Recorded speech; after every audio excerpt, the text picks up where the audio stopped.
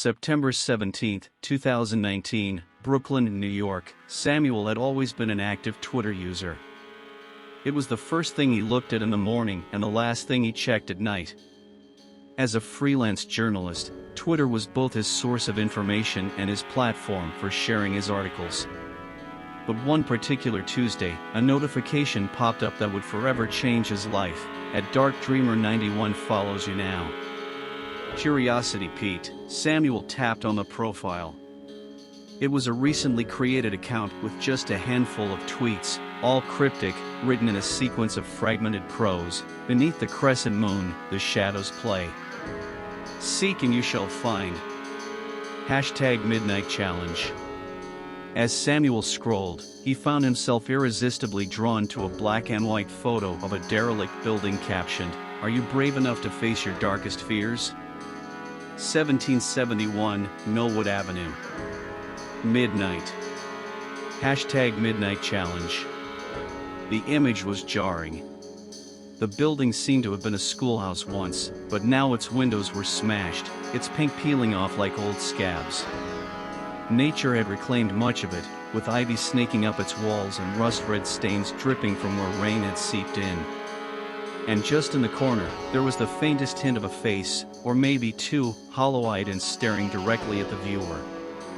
Feeling a mixture of thrill and dread, Samuel decided to take on the #Midnight Challenge. He imagined writing an evocative piece about urban legends for his next column, thinking it would be a hit. He arrived at 1771 Millwood Avenue at 11:45 p.m., flashlight in hand. The building loomed, just as sinister in person. The moon's glow cast flickering shadows on its dilapidated facade, creating a chiaroscuro effect. Samuel's heart pounded, a rhythm of anticipation and fear. But as he stepped onto the property, his phone buzzed. A new tweet notification from a Dark Dreamer 91, "The brave soul has arrived." But will he leave? #Midnight Challenge. How did this user know he was there? Samuel's palms began to sweat, and he felt an oppressive weight in the air. Inside, the building was a mess of broken furniture and graffiti. His flashlight beam caught something written on the wall, "Turn around before it's too late." He gulped but pressed on. As he delved deeper into the building, the sound of his own footsteps seemed amplified, echoing back eerily. Then, out of the silence, a child's laughter, hauntingly clear. It was coming from upstairs. Samuel ascended the creaky steps, each groan of the wood intensifying the feeling that he wasn't alone.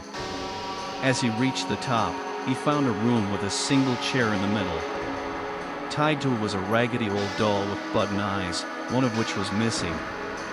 The other, a dark void, seemed to bore into his very soul. Suddenly, the room's temperature dropped, and the door slammed shut behind him. Panic surged as he tried to open it, but found it jammed. Another notification, "Game over." #Midnight Challenge. The air grew thick, hard to breathe, as if it were filled with the weight of despair and old horrors. The atmosphere inside the room was oppressive, almost suffocating. Every breath Samuel took felt laborious, as though he was inhaling thick fog. His ears picked up a faint humming, a melody reminiscent of a lullaby, but twisted and off-key, sending chills down his spine. The doll, with its one vacant button eye, seemed to mock him. As he approached it, intending to throw it away, he noticed something peculiar, a piece of paper folded neatly and tucked into the doll's dress. Pulling it out, he found it was a handwritten note, "To find the way out, seek the heart of this building." Samuel, even amidst his rising panic, recognized this as a clue. He forced himself to think rationally. Heart of the building, perhaps it meant the very center, or maybe the main hall. He began his search, moving stealthily through the decaying corridors, guided only by the dim light of his flashlight. Every room was a snapshot of decay and abandonment, old desks overturned, books with pages yellowed and crumbling, chalkboards covered in graffiti, with some eerie messages like "He watches" or "Never leave." The more he explored, the more it felt like he was descending into the digital realm of a nightmare, each tweet from @DarkDreamer91 acting as a harbinger of what was to come. The user seemed to be omniscient, aware of Samuel's every move. Every few minutes, his phone vibrated with another haunting message. "Lost little lamb, you can't escape the shadows, they're watching." Finally, he stumbled upon the main hall. The vast room had a gaping hole in its ceiling, allowing the moonlight to bathe the room in a pale, ghostly glow. In the center stood a grand, albeit deteriorated, piano. Its ivory keys stained and several missing, yet it was playing by itself, echoing that same chilling lullaby from before. Samuel, on instinct, approached the piano. A new tweet notification buzzed. "Play the right tune, find the exit soon. #Midnight Challenge." The note from the doll, the self-playing piano, it all started to make twisted sense. He had to play the right melody to find his way out. Relying on his rudimentary knowledge of music and the memory of the tune, Samuel began to play. The first few attempts were discordant, each mistake causing the room's temperature to drop further and an increasing feeling of dread. But on his fourth attempt, he got it. The chilling lullaby. As he hit the last note, a section of the floor slid open, revealing a narrow passage leading down. A gust of cold air blew from the opening, but it was his only option. Steeling himself, he descended. As Samuel ventured deeper, his phone buzzed with continuous, urgent notifications from @DarkDreamer91. Closer, almost there, he's hungry. With each message, the chill in the air intensified, and an eerie silence engulfed the surroundings. Finally, he entered a vast underground chamber, its ceiling lost in shadows. The heart of the room featured a pedestal, atop which rested an ancient, grimy typewriter. Around the pedestal, etched on the ground, were symbols that seemed to dance and twitch under the beam of Samuel's flashlight. They appeared to be a mixture of archaic runes and digital binary codes. Compelled by an unseen force, Samuel approached the typewriter. Without warning, the keys began to clack by themselves, typing out a message, "Write your final words." As Samuel hesitated, the room vibrated with an impatient energy. Suddenly, tendrils, composed of a mix of decaying, ancient parchment and digital cables, snaked out from the walls.